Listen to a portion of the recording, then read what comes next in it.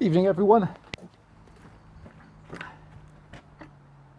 Well, following on from this workshop clearance I did very recently, in which I had if any of you seen any of my other vids, a really lovely saw came in, which was the McCulloch PM484, so the 38cc.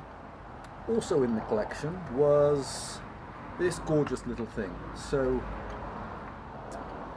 it's unlabeled, so I think it's something like a 110 or a 120 top-handled baby McCulloch. They're gorgeous construction, so it's all mag alloy all the way around. The saw looks absolutely complete. Has a guide bar and chain, which were not on because the man said the sprocket has been wobbling. It's never got around to doing anything with it. So I'll show that in a minute. I'll do a close-up with the camera, and yeah, other than that, that's really, I think the 110s, 120s, 130s, I think they all started in the 70s. My history is not great on the McCulloch saws, so I think they were mid-70s, and I'm pretty sure they started very similar displacement to the old Quadra engine, which is a 34, and then like a later Poulan variation of the engine, they then dropped to a 32cc later in production.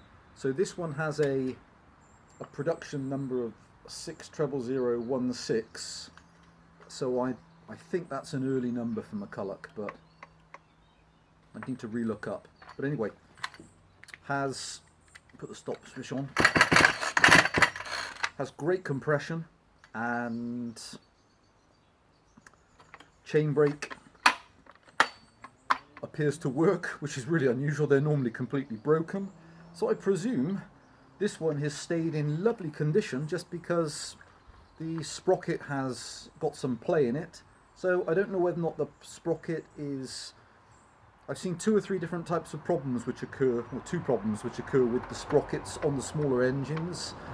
There's not a lot of meat or a lot of metal around the sprocket housing, and so either the bearing is broken up, or maybe a couple of the rollers are missing, or the actual sprocket, the hole for the sprocket where the bearing, where the roller bearing sits, sometimes they splay open just because there's hardly any material around. They're not like on some of the bigger saws.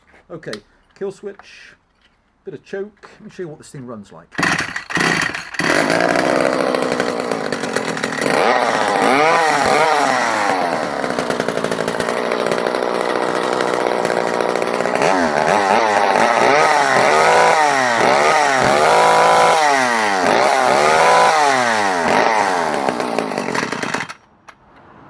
So that's the braking gauging on the flywheel, no trouble.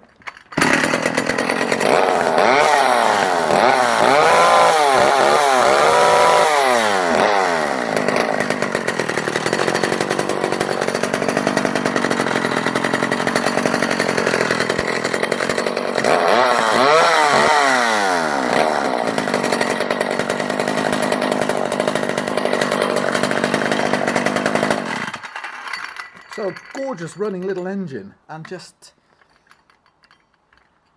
feel such a beautifully made saw. So this isn't a type of saw which I personally collect and am interested in, but I will quickly undo the side cover, do a walk around with the camera, and I have no doubt if this is the type of saw you like, then you're going to love this saw.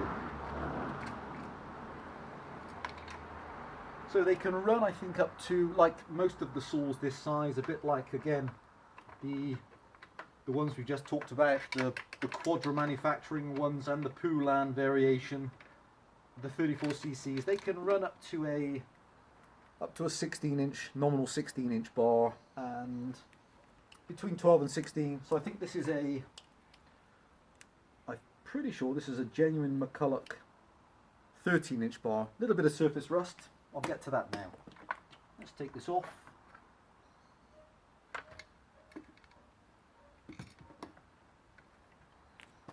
Okay. Let's do a quick walk around with the camera. So hard to find saws that are so original and so clean.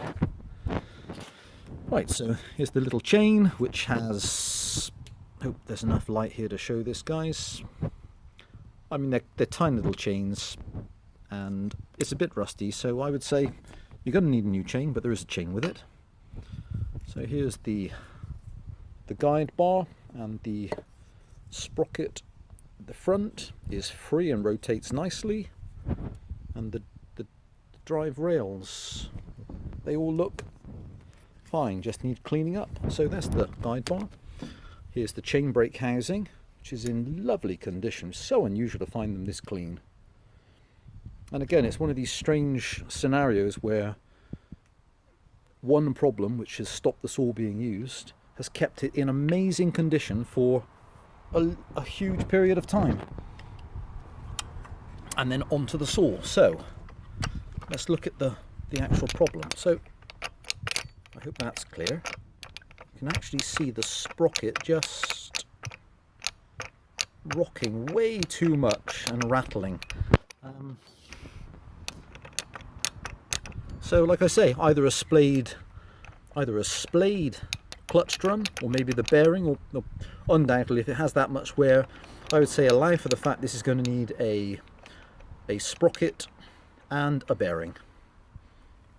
Alright then, so let's have a look at the rest of the saw. Front cover, really hardly any use. That little screw there, I believe, is for an adjustable chain oiler. On top, choke, pull cord, kill switch, everything working. And incredibly, all the screws appear to be present, which is really unusual on these saws. Just in such gorgeous condition, the paint. So it's a bit dark out here tonight, so I hope this kind of does it justice in this light. And all the way around. Hypercritical then. There's a baby crack here in the rear air filter cover housing. But if this is an early 1970s or late 70s saw, and she's approaching, wow, she's approaching 50 years old, then I'd have to say she's in amazing condition. And oil and petrol filler caps on top, and little manual oil plunger. Right, so there she is. That's the McCulloch. I think again, I'm not sure. Some, a lot more you more learned on these than me will know if that's perhaps a 110 or a 120. Let me quickly show her on a restart. I won't bother putting the cover back on. I'll try to restart her as she is.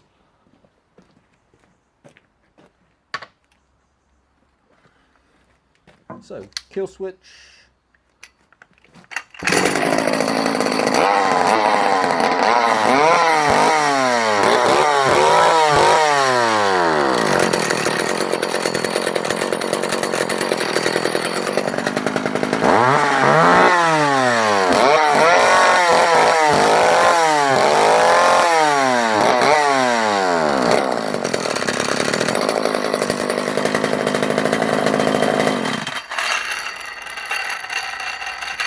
Okay guys, thanks for watching. Hope I'm in shot still. So just a gorgeous feel to this engine. No damage whatsoever to the plastic handle. The only other times I've seen these before, they've always been the devils for braking here on the chain brake assembly, braking down at the bottom. This handle's loose. They don't run or tick over correctly. This one has none of those issues, so it's a real find.